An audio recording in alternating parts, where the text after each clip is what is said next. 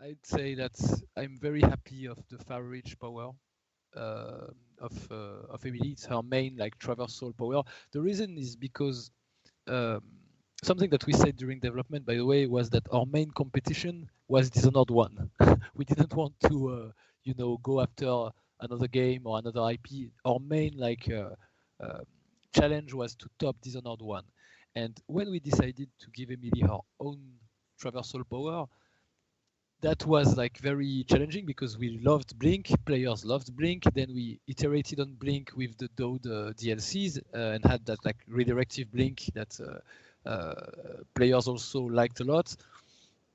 And basically making the choice to try to top that was a hard choice. And then it wasn't easy either to implement, but with iteration and with like our designers and programmers have like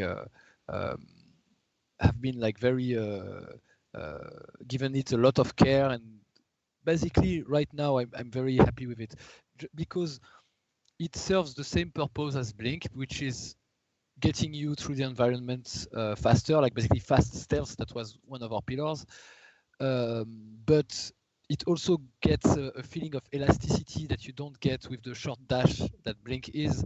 You basically like throw your like some kind of supernatural grappling hook and sling yourself through the environment, and it feels very physical and powerful. And it can be upgraded to grab objects and bring them to you, grab enemies and lift them in the air, and again like non-lethally dispatch them or lethally dispatch them. Like the amount of flexibility that this power gives Emily is very interesting, and of course it has some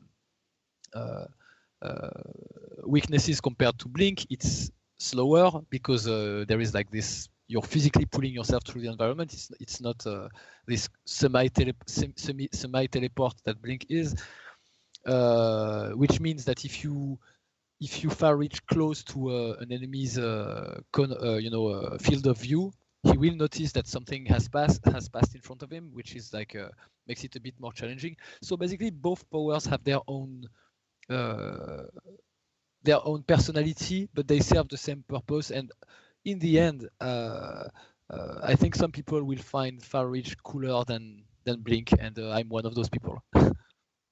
Dishonored 2 is really extremely powerful when you play it improvisationally, which doesn't exist as a word, but you can see what I mean by that.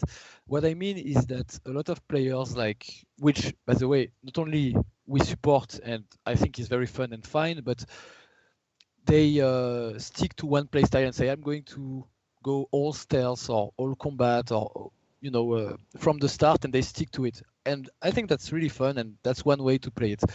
But I think it's a game that really shines when you roll with your mistakes, when you don't basically quick load each time you get detected. You try to hide from like opposition when they are too numerous. If you forgot something in the environment, well, that means that in this playthrough you won't have it. I think it's a game that really shines with those with this constraint, because it forces you to adapt to the situations and to use the tools creatively and come up with your own solutions. And sometimes I think people will be very surprised of how elastic the gameplay is, and the world also is in terms of reacting to your actions. So improvisation part of the gameplay is something that you don't want to miss out just because you want to get the achievements, for instance, for full non-lethal or full ghost. It's really something to at least try.